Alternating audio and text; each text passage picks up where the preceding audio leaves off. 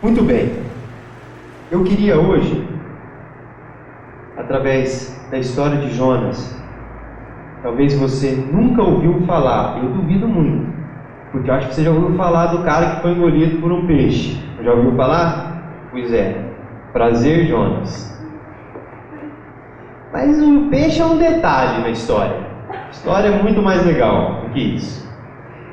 Eu quero hoje falar com vocês a respeito do valor da vida e de quanto vale a vida após os nossos fracassos, após os nossos erros e tropeços. Porque uma coisa é nós reconhecermos o valor da nossa vida diante daqueles que falam mal de nós, daqueles que nos ofendem, daqueles que nos rejeitam, daqueles que nos perseguem. Uma coisa é nós olharmos para Jesus e entendermos que nós não somos aquilo que as pessoas estão falando de nós. Outra coisa é nós entendermos o nosso valor depois, não daquilo que as pessoas fizeram para nós, mas depois de tudo aquilo que nós mesmos fizemos às pessoas, de todos os nossos erros, de todos os nossos fracassos, de todos os nossos pecados. Qual é o seu valor? Eu queria pensar isso hoje com você, rapidamente, e eu queria então usar a história de Jonas. A história de Jonas, que você vai ler depois lá na sua casa, vai ou não vai? Vai? Quem vai ler a história de Jonas? Levanta a mão para eu saber. Beleza, que bom que você foi sincero. Alguns aí, não estou nem um pouco afim. Tudo bem, tranquilo. Mas que bom que tem uma galera que vai ler a história de Jonas, tá? Que é 2 páginas da Bíblia só. Muito bem, olha só, a história de Jonas começa lá no capítulo 1, obviamente, né? Dizendo assim, ó, você não precisa abrir aí sua Bíblia, tá? Eu vou ler para você, ó. Veio a palavra do Senhor a Jonas, filho de Amitai, dizendo: Dispõe-te, vai à grande cidade de Nínive e clama contra ela, porque a sua malícia subiu até mim. A história de Jonas começa com ele na casa dele, de boa, tranquilão, sossegado, sei lá o que ele estava fazendo. Deus chega para ele e fala: levanta e vai pregar lá em Nínive, porque a maldade deles é tão grande que chegou até mim. Versículo 2, versículo 3. Jonas se dispôs. Olha que cara bom. Tá vendo? Se é assim, Deus fala, você na hora, pá, dispõe. Deus, é comigo mesmo. Olha só então, Jonas se dispôs, mas para fugir da presença do Senhor. Ah, agora sim, não. Quando ele falou de se dispor aí e tal, não sou eu não. Mas agora sou eu. Na hora, mano, Deus fala na hora, eu pego e vou pro outro lado. Agora sim, estou começando a me identificar com Jonas. Então, Jonas se dispôs, mas para fugir da presença do Senhor, para Tarsis. Deus tinha mandado ele ir para Nínive. Ele vai para Tarsis. Ele vai com um sentido completamente oposto. Completamente oposto. E tendo descido a Jope, achou um navio que ia para Tarsis.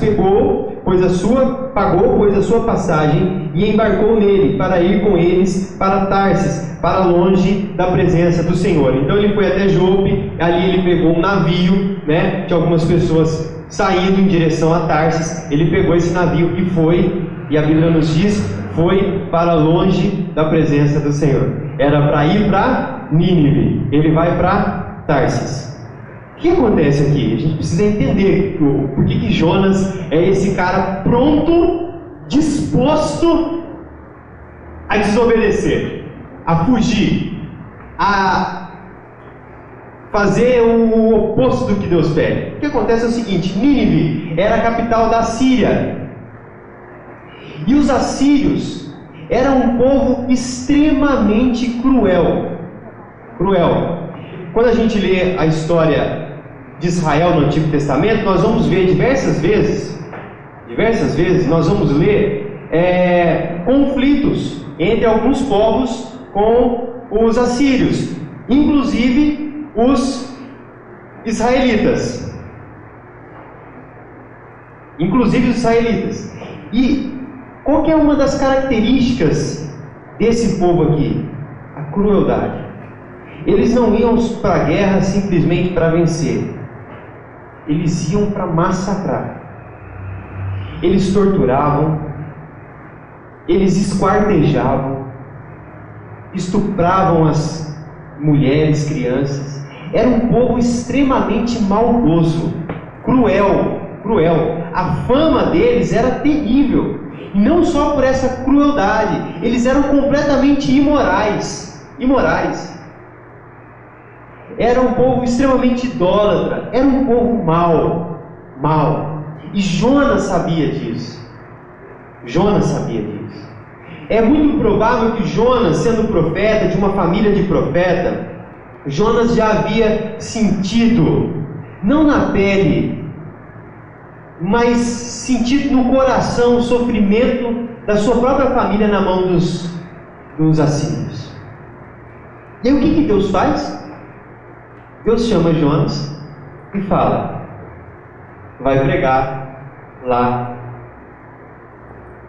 em Nínive, capital da Síria.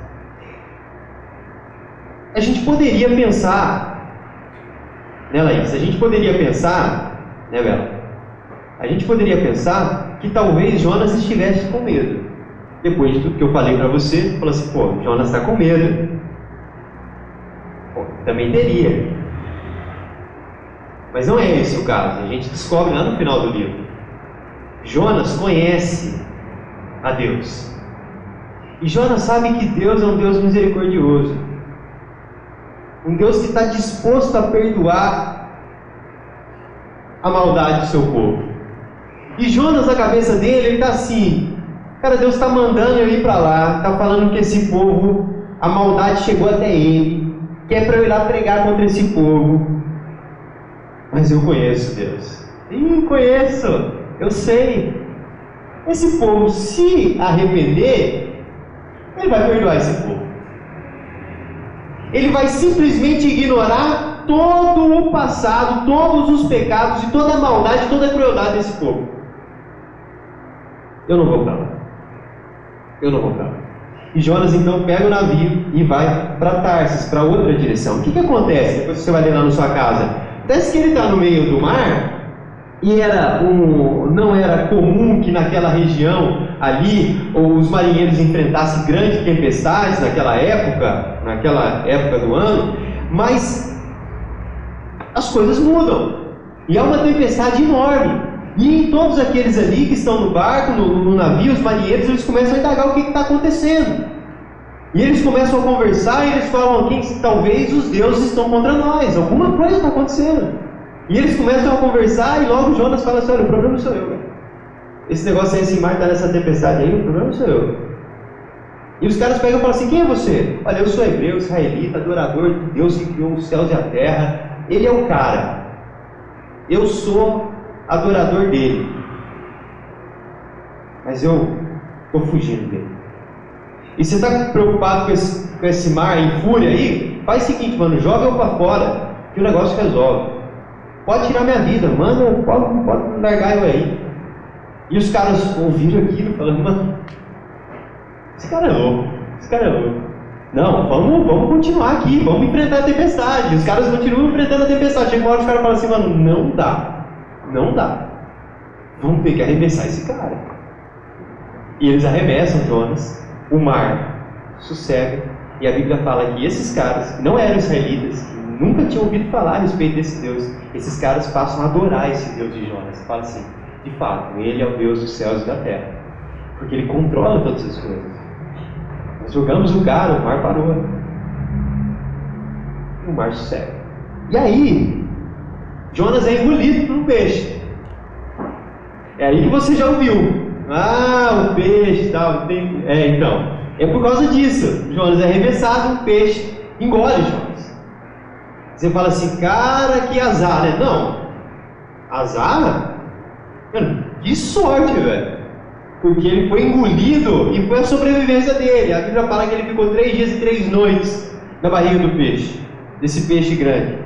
E até que no 3º dia Jonas ora e pede a Deus que tenha misericórdia dele. E no final da sua oração, Jonas diz assim: eu vou cumprir com o meu chamado. Eu vou pregar, Eu vou fazer aquilo que o Senhor me chamou para fazer. E aí o peixe, pá, gospe Jonas. Aí quando a gente vai lá no capítulo 3 de Jonas, o que acontece? Diz assim, olha, veio a palavra do Senhor, segunda vez, mesma coisinha, agora segunda vez. Veio a palavra do Senhor, segunda vez a Jonas, dizendo, dispõe-te, vai à grande cidade de Nínive e proclama contra ela a mensagem que eu te digo. Levantou-se, ó, pronto, na hora. Levantou-se, pois Jonas, e foi a Nínive, segundo a palavra do Senhor. E agora ele se dispõe aí, de fato. Precisou passar por um peixe, que às vezes a gente é assim. A gente é meio burro, né? É só ir, mano, só ir fazer. É isso, sabe? A palavra do Senhor vem até nós. Não necessariamente precisa vir de uma forma extraordinária, talvez como Jonas recebeu. Deus fala com a gente. A gente está sabendo, é para ir para lá. A gente prefere fazer o quê? A gente prefere se arrebentar e ter que ser enviado para lá, andando, não, cuspido por um peixe. É assim que a gente chega aqui na UPA às vezes. Era só ter vindo, mano. 2 anos atrás você ficou sabendo. Ah, vamos nada. Fora, mano. Aí tá aqui hoje. Tá aqui hoje como? Foi cuspido por um peixe aqui. Tá todo destruído. Quem sabe ainda tem alguma esperança para mim? Chegou. Depois de um tempão, né? Mas que bom, você chegou. Tá vendo? Deus é assim. A gente ou vai pelo amor ou a gente vai pela dor. Aí Jonas chega a Nínive. É cuspido, pega lá o outro navio e vai para Nínive. Muito bem. Agora olha que coisa interessante que o próximo versículo vai nos dizer. Nós não chegamos no capítulo 4. O 4 nós vamos ler junto. Diz assim, olha. Ora, Nínive era cidade muito importante diante de Deus e de 3 dias para percorrê-la. Precisava de 3 dias para Jonas anunciar a mensagem que Deus havia dado a todos os habitantes de Nínive. Ele precisava de 3 dias para rodar a cidade.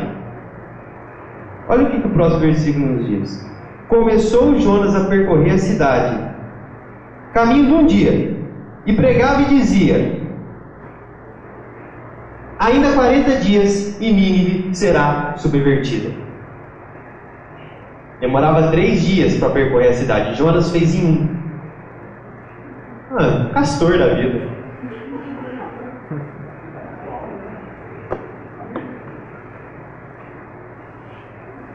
Aí você imagina como que Jonas fez o trajeto, ó, joinha. Gastava 3 dias, ele fez em 1. Por quê? Jonas não estava nem aí. Não estava nem aí. E a mensagem dele foi a pior mensagem que alguém já pregou na vida. Sabe aquele dia que você veio na UPA, você chegou aqui, mano, beleza, da hora, mano, ouvi lá. Louvor é mais legalzão, mas é legal também ouvir a palavra lá. Aí você ficou aqui ouvindo, nossa, mano, chatice, cara. Nossa, não acaba. Sabe que você fala, nossa, foi ruim. Então, mas ruim mesmo foi isso aqui, cara.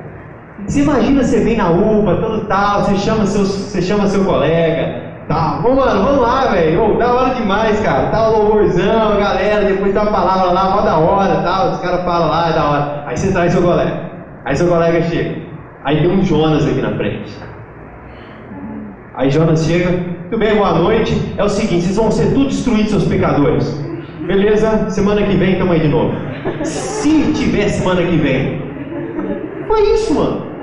Foi isso. Por isso que ele precisava de 3 dias, fez em 1. Fez em 1. E deve ter feito com um ódio no coração, cara. Mas com um ódio no coração. Com um desejo de que realmente assim, ó. Sabe quando a gente chega e fala assim, olha, mano. Eu já fiz quando eu já falei assim, olha, cuidado com o seu pecado pode destruir. Não, Jonas estava assim, ó, seu pecado vai destruir. E tomara que destrua, seus desgraçados. Era isso. Ele não precisava de 3 dias. Ele não precisava de 3 dias para dizer assim, olha, mas olha, cara, arrependa, mano. Arrependa, cara. Tem um Deus que te ama, cara, um Deus que te perdoa. Vai ser destruído. Pronto, 1 dia precisou. 1 dia. Muito bem. Só que aí acontece um negócio extraordinário. Um negócio extraordinário. Porque o próximo versículo diz assim, olha: os ninivitas creram em Deus e proclamaram um jejum e vestiram-se de panos de saco, que era um costume, né, daquele povo naquela época, né, que era um sinal de arrependimento, de luto. Olha, nós estamos em luto pela forma que nós estávamos vivendo, nós não queremos viver mais assim. Eles vestiam de pano de saco. Então o que acontece? Olha, os ninivitas creram em Deus e proclamaram um jejum e vestiram-se de pano de saco. Quem fez isso? Teve uma turminha ali, porque mesmo quando é um negócio, a mensagem é ruim, sempre tem um ou outro que acaba, né? Não. Desde o maior até o menor. Todo mundo. A cidade inteira creu na mensagem. Todo mundo se converteu, todo mundo se arrependeu. Foi nunca na história, houve uma conversão em massa como essa aqui. Esse fato, esse versículo que eu estou lendo para vocês, é um fato extraordinário na história. Nunca aconteceu algo semelhante a isso. Todo mundo se arrependeu. Olha só, eu vou dizer que é todo mundo mesmo. Ó. Chegou essa notícia ao rei de Nínive. Ele levantou-se do seu trono, tirou de si as vestes reais, cobriu-se de pano de saco e assentou-se sobre cinza, e fez proclamar e divulgar em Nínive, por mandato do rei e seus grandes: nem homens, nem animais, nem bois, nem ovelhas provem coisa alguma, nem os levem ao pasto, nem bebam água, mas sejam cobertos de pano de saco, tanto os homens como os animais, e clamarão fortemente a Deus, e se converterão. Todo mundo se converteu com aquela mensagem. Todo mundo. Olha que coisa extraordinária. E eu chego aqui, preparo para vir falar para vocês, leio a história de Jonas, fico aqui 40 minutos falando, peço a Deus, Deus, tomara, mano, aqueles adolescentes lá, cara, cabeça dura, coração duro, vai na UPA, sai da UPA, vai para farra, semana que vem é a mesma coisa, Deus. Faz 2 anos, está fazendo a mesma coisa, Senhor. Toca naquele coração, que ele possa ouvir a palavra hoje, a palavra, sabe? Não acontece nada, sai daqui e vai chapar o povo, mesma coisa. E Jonas vem e fala: você vai ser destruído, seu pecador desgraçado. Isso não, todo mundo converte. Aí a gente chega no capítulo 4. E aí eu queria que você abrisse sua Bíblia, com seu celular. Se estiver muito engraçado, se quiser ir embora, pode ir, seguir lá fora. Vamos lá, capítulo 4. Olha só, vamos ler junto. Se a sua versão estiver diferente da minha e você quiser só me ouvir, para você não desencontrar aí, olha só. Com isso o quê? Com isso o quê? Isso que todo mundo se arrependeu. Com isso, porque você imagina, mano. Você já imagina o que acontece agora. Mano, o cara vai pregar. Você fica na esperança, mano. Quem sabe, né, mano? Uma pessoa se arrepende hoje, mano. Todo mundo? Mano, alegria. Se eu ia sair daqui hoje, quem faltou hoje? O Jarquiles não tá aqui. Eu já chego, mas mano, na UPA hoje foi um negócio assim, cara. Ó, você não tem noção, mano. Pessoal, todo mundo se arrependeu. Falou assim: não, vou deixar o meu mau caminho, cara. Sabe? Chega de viver longe de Jesus. Mano, foi um negócio extraordinário. Mas Jonas não foi esse negócio, não. Jonas, olha só. Com isso, desgostou-se Jonas extremamente e ficou irado. Jonas ficou louco da vida. Eu não acredito que esse povo se arrependeu, cara. Não acredito. É o primeiro cara que prega o pior sermão da história, que todo mundo se arrepende e que ele fica bravo. Geralmente é o quê? Os caras pregam um sermão ruim, um ou outro se arrepende, o cara fica feliz da vida. O cara prega um sermão ruim, todo mundo se arrepende e o cara fica louco da vida. Mas é isso que acontece. Com isso desgostou-se Jonas extremamente e ficou irado, e orou ao Senhor e disse: ah, Senhor, não foi isso que eu disse, estando ainda na minha terra. Por isso me adiantei fugindo para Tarsis, pois sabias que és Deus clemente, misericordioso e tardio em irar-se, grande benignidade, que te arrependes do mal. Ele sabia, ele conhecia Deus. Ele não fugiu para Tarsis por medo dos ninivitas. Ele fugiu porque ele tinha medo dos ninivitas se arrependerem e Deus nos perdoar. Agora olha o versículo 3. Peço-te, pois, ó Senhor, tira a minha vida, porque melhor me é morrer do que viver. Ele já tinha pedido a morte lá atrás, né? Quando ele chegou para os caras e falou: joga nesse navio aqui, mano, esse problema aqui sou eu. Foi, Deus providenciou um peixe, salvou o cara, aí levou o cara para Nínive. Aí o cara fala, prega um sermão ruim, o povo converte. Aí o que acontece? Ele fica bravo, e agora o que ele pede? A morte de novo. Tira minha vida, não quero viver mais sabendo que esse povo aí se converteu. Não quero, tira minha vida. Porque melhor me é morrer do que viver. Você imagina como que ele está feliz. Versículo 4. E disse o Senhor, mano, Deus é, nós não é Deus, você tá ligado? Nós não é Deus. Porque olha como é que Deus é. E disse o Senhor, é razoável essa tua ira? Deus conversa com Jonas. Jonas pede a morte, depois de Deus fazer tudo certinho. Aí Deus vai falar: Jonas, é razoável, cara. É justo, cara, essa sua ira? Então Jonas saiu da cidade e assentou-se ao oriente da mesma, e ali fez uma enramada e repousou debaixo dela à sombra até ver o que aconteceria à cidade. Ele saiu da cidade, ficou num lugar talvez mais alto e fez ali algo que pudesse trazer uma sombra para ele. E ele ficou esperando, sabe, lamentando, olhando, talvez vendo a alegria do povo e tal. Mas quem sabe nessa cidade não é destruída, cara. Ficou de longe olhando. Versículo 6. Então fez o Senhor Deus nascer uma planta. Olha só que coisa. Deus faz nascer uma planta que subiu por cima de Jonas para que fizesse sombra sobre a sua cabeça. Porque Jonas não faz nada certo. Nem fazer sombra para ele mesmo ele sabe fazer. Pensa numa pessoa incompetente. É esse tal de Jonas. Ele tinha que fazer sombra para ele e não conseguiu. Então Deus vai fazer sombra direito. Deus faz uma planta. Essa planta então faz sombra sobre a sua cabeça, a fim de o livrar do seu desconforto. Jonas, pois, se alegrou em extremo por causa da planta. Olha só, mano.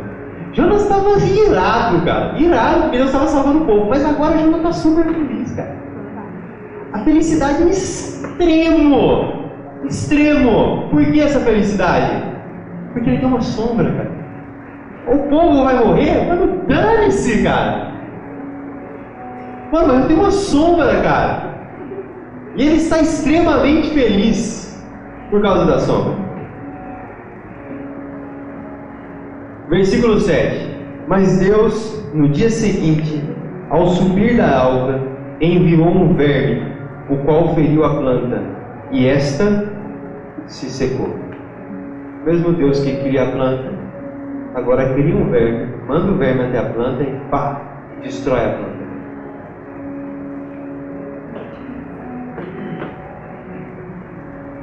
Jonas nem tinha reparado que ele estava dormindo, tranquilão. Só que, versículo 8: em nascendo o sol, não tem mais sombra, solzão rachando na cabeça, Deus mandou um vento calmoso oriental. O sol bateu na cabeça de Jonas. Olha aquele sol bem gostoso. A cabeça de Jonas, de maneira que desfalecia. Você calcula a intensidade do sol. Pelo que pediu para si o quê? Está lendo aí, velho? Pediu para si o quê? A morte, dizendo: melhor me é morrer do que viver. Mano, eu vou dizer uma coisa para você. Por que nós não podemos ser Deus? Porque se eu sou Deus aqui, eu falava: morre. Eu matava Jonas, e com alegria. Não, por que a gente não pode ser Deus? O cara pede para morrer de novo, velho. E porque a plantinha morreu? Melhor me é morrer do que viver. Morre então, mano. Mas Deus não é igual a nós, mano. Deus é Deus, ainda bem que Deus não tem o seu coração, não tem o meu. Aí olha só, tornou, versículo 9, Deus vai conversar com Jonas de novo. Mano, Deus não desiste de Jonas, cara. Não, olha só, versículo 9, então perguntou Deus a Jonas: é razoável essa tua ira por causa da planta? Ele respondeu: é razoável a minha ira até a morte. Nossa, mano, que cara insuportável, mano. Não, eu tinha matado mesmo, cara. Eu tinha matado. Tornou o Senhor. Últimos 2 versos. Presta atenção nesses versos. Tornou o Senhor: tens compaixão da planta, que te não custou trabalho, a qual não fizeste crescer, que numa noite nasceu e numa noite pereceu. E eu não hei de ter compaixão da grande cidade de Nínive, em que há mais de 120.000 pessoas que não sabem discernir entre a mão direita e a mão esquerda, e também muitos animais. Você tem compaixão de uma planta, você não fez nada para essa planta nascer, você não cuidou, você não brotou, você não fez nada. E eu não posso ter compaixão de uma cidade onde tem gente, tem animal, tem vida, e que eu sou a fonte de toda essa vida. Terminou a história. Bom,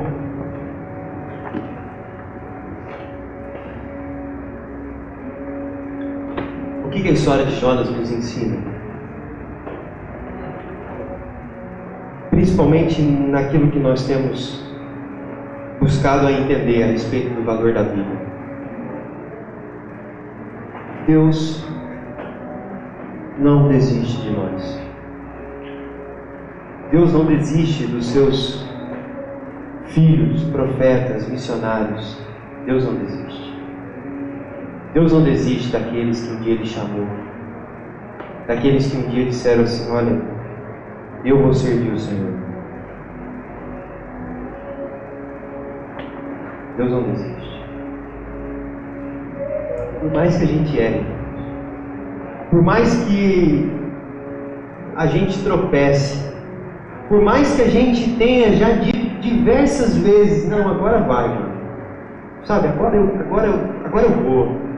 Sabe, tipo que entrei na barriga do peixe, mano, sabe, deu tudo errado, cara. Não, agora é o seguinte, mano, agora é firmão mesmo. Chega desse negócio de desviar, de comunhão, não, agora Deus, estamos juntos, estamos firmes, nós dois. Vou fazer a tua vontade. Nós. A gente tropeça, a gente desvia, a gente sai fora, a gente abandona tudo. Sabe, Deus não desiste de nós. É algo impressionante quando a gente vê na história de Jonas. Impressionante. Deus não nos abandona. Sabe que é extraordinário a história de Jonas? Que Deus não descarta. Sabe por quê? A gente, muitas vezes, é peça descartável na mão de algumas pessoas. Basta a gente errar, que sai. Você vai trabalhar um dia, se você não trabalha ainda. E tem alguns erros, cara, que são imperdoáveis. Você comete um dia, no outro você está na rua, cara. Tem erros que nós cometemos talvez há anos e que até hoje pessoas não nos perdoaram. Que até hoje pessoas não confiam em nós por causa dos nossos erros. Por causa de uma coisa que você cometeu há 5 anos atrás. Até hoje o seu pai está esperando que você comprove que você mudou, e você já mudou. As pessoas nos descartam. Por muito pouco, as pessoas desprezam o nosso valor. A gente pode fazer tudo certinho, caminhar na linha, mas a gente pisou na bola, cara. É como se a gente tivesse feito tudo errado. As pessoas se esquecem, parece, de tudo que a gente fez e focam só no nosso erro.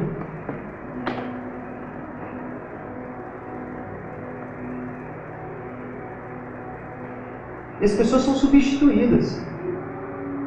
Sabe, você não me satisfaz mais, você não me agrada mais, você, sabe, simplesmente tchau, eu arranjo outro amigo, eu arranjo outra pessoa para fazer isso. Pela igreja assim. Ah, você não quer? Não quer tocar violão? Beleza, mano, eu vou te chamar para tocar. A gente é descartável. A gente pisa na bola. Jesus tira. Mas é extraordinário porque Deus não nos descarta. Não nos descarta por causa do nosso erro. Deus insiste. E Deus insistiu com Jonas durante toda a história. Deus precisava de Jonas. Responda uma coisa para mim. Deus precisava de Jonas para pregar em Nínive. Deus precisava de Jonas para que Nínive se arrependesse? Lógico que não. Tanto é que Jonas pregou o pior sermão da história e Nínive se converteu. Deus não precisava de Jonas. Deus não precisa de nós. E mesmo não precisando de nós, Deus nos chama. E nós vamos, mas depois nós nos desviamos. E nós achamos outras coisas mais prazerosas para fazer. E quanto tempo você está nessa vida, cara? Quanto tempo você está vindo e dizendo, sim, Senhor, eu quero servir ao Senhor, eu quero, sabe, dedicar minha vida. E o que acontece? E você, sabe, parece que não dura um dia, cara. Não dura um dia, você volta para o mundão e volta a fazer suas mesmas coisas. E talvez você venha hoje aqui, porque aqui é um lugar para você, não um lugar onde você vem ouvir a Deus, mas um lugar onde você vem se divertir. E não é porque você é muito mal, não. É porque você já não acredita mais que pode servir a esse Deus. Lá atrás talvez sim, lá atrás eu até lembro o acampamento, eu fiz um compromisso e tal, eu ia e tal. Mas sabe, eu já totalmente desacreditado, cara. Porque quantas vezes eu falei que ia e não vou mais. Os meus amigos mesmo, se eu falar para meus amigos que agora o negócio é o seguinte, não liga mais para mim para aquelas coisas não, porque agora eu estou firmão. Nem eles acreditam. Nem acredita mais. Deus não desiste de nós. Apesar dos nossos erros, dos nossos tropeços, apesar dos nossos pecados, apesar de todas as vezes que você disse para o Senhor, seja vindo caminhando na belezinha ou vindo por um peixe, sendo vindo por amor ou pela dor, todas as vezes que você disse, Senhor, eu estou aqui, eu vou te servir, mesmo depois de todas essas vezes que você disse isso, e você o abandonou, e você continuou vivendo a sua vida como você bem entendia, mesmo assim, Deus não desiste de nós. Deus te chama mais uma vez. Mais uma vez. Talvez como Jonas, você está pedindo a morte direto. Você está irado. Direto. Porque as coisas não acontecem como você queria. Porque Deus não faz como você queria. E eu, se fosse Deus, talvez já falar para você, então morre, cara. 10 vezes já pedindo a morte. Mas Deus não, cara. Deus vem conversar com a gente. Deus fala, por quê, cara? Por quê? Porque é razoável essa tua ira, é razoável você estar infeliz desse jeito, eu tenho te dado tudo, eu tenho feito tudo por você, mas você está longe, cara. E Deus nos chama mais uma vez.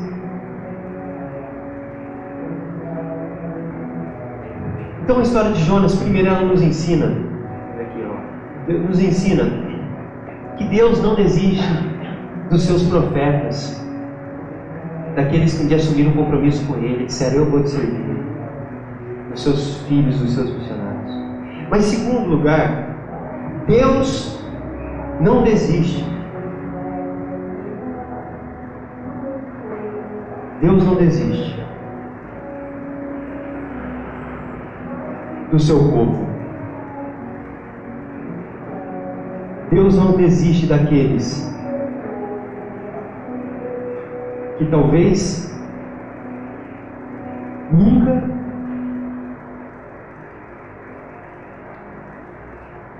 assumiram um compromisso com Ele. Aqueles que nunca buscaram viver ao lado dEle. Pelo contrário, daqueles que sempre viveram uma vida totalmente imoral, distante, longe, uma vida totalmente impecável. Deus não desiste. E a cidade de Nínive é a prova disso. Porque muitas vezes nós olhamos para algumas pessoas e nós achamos, esse cara aí, ó, Deus já abandonou. Esse cara Deus já abandonou. O que é pior, Muitas vezes essas pessoas que nós julgamos assim são pessoas que estão na nossa casa. A gente acha que a gente é super santo, super espiritual. Já meu pai, minha mãe, Deus já abandonou. Às vezes está dentro da nossa escola. A gente olha para um cara que é usuário de drogas ou para um cara que tem feito realmente maldade contra os outros. E a gente olha e fala, cara, esse cara aí, Deus já desistiu dele. E quando a gente olha para Nínive, a gente vê que nós estamos diante de um Deus que tem misericórdia. Misericórdia. Um Deus que tem misericórdia e que insiste e que continua batendo no coração, às vezes, do seu pai, por mais duro que seja. Ainda que ele esteja perdido em vícios, em comportamentos totalmente errados, Deus ainda assim tem misericórdia dele. Deus tem misericórdia dele.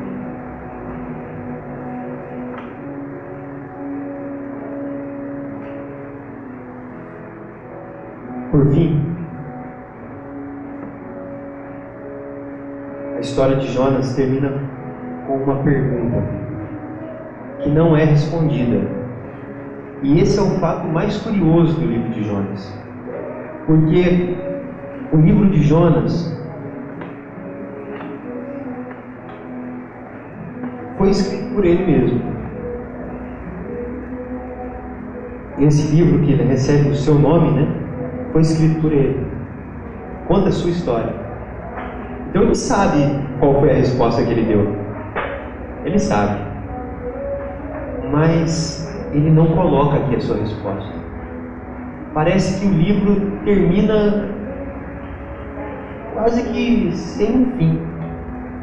Porque Deus chega para Jonas e diz assim: você tem compaixão de uma planta que você não fez nada para ela nascer, você não cuidou, você não tratou dela, mas eu não posso ter compaixão de uma cidade, de gente, de vida que eu trabalhei, que eu sustento, que eu dou vida todos os dias. A gente não tem a resposta de Jonas.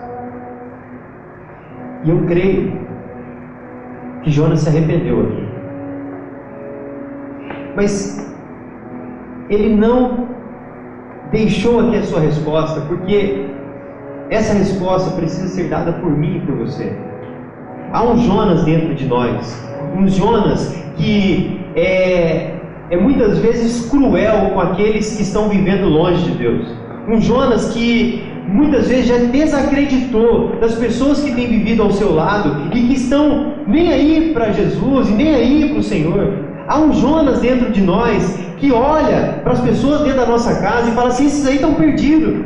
Que olha para amigos, que olha para pessoas que têm vivido nas drogas, promiscuidade, e fala: cara, isso aí já não tem mais jeito. Há um Jonas dentro de nós com esse comportamento aqui, sabe, fala assim: cara, já era, não tem mais jeito, não, sabe, não tem mais jeito.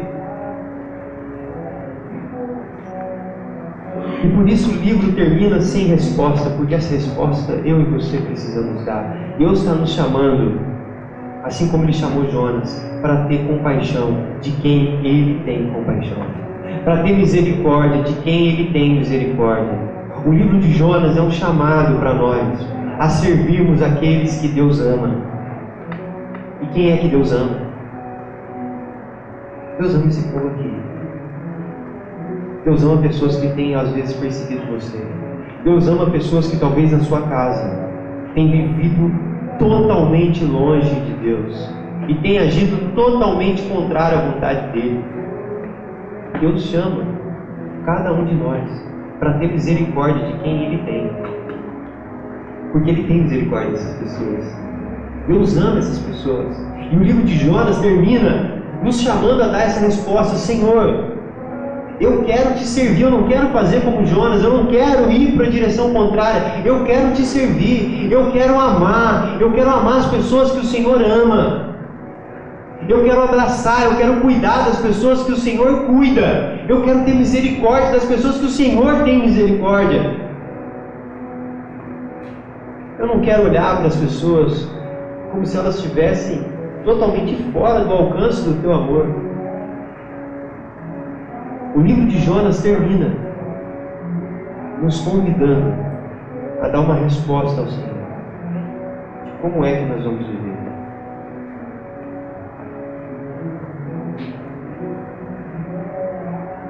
Há pessoas perto de nós, distantes do Senhor, e as suas obras, os seus frutos mostram isso.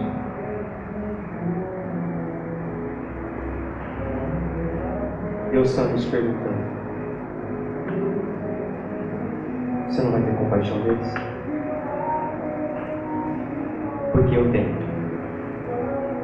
Você não vai ter misericórdia deles? Porque eu tenho. Deus nos chama a servir. A servir. E a servir, servindo aqueles que talvez estão vivendo totalmente longe dele. E que talvez tão longe que chega a nos fazer mal, chega a nos machucar. Mas Deus nos chama a servir essas pessoas. O convite de Jesus para você nessa noite é: ame aqueles que eu amo. E eu amo teu pai, eu amo tua mãe, eu amo teu irmão, eu amo teu tio, teu avô, tua sogra. Sogra não. Sogra Deus está falando para mim. Mas eu amo a sogra.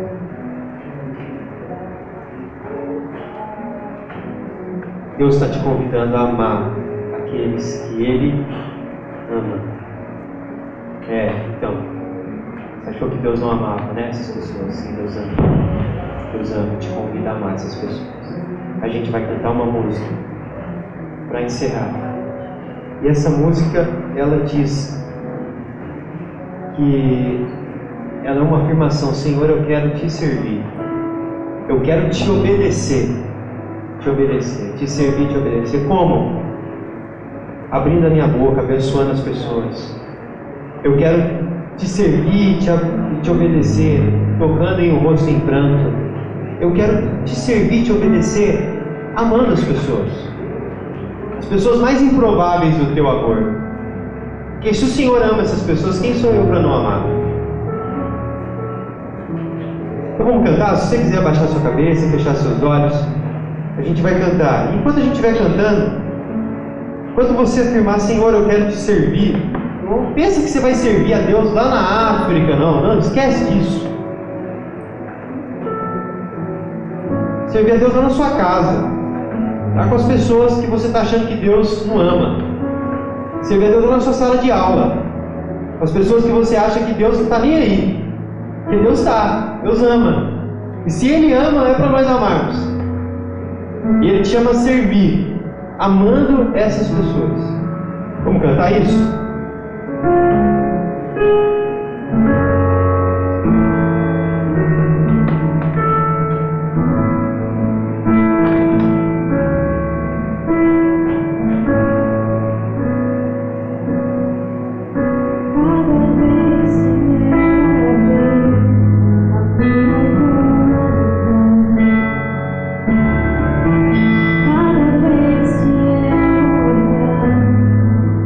Direção de mim.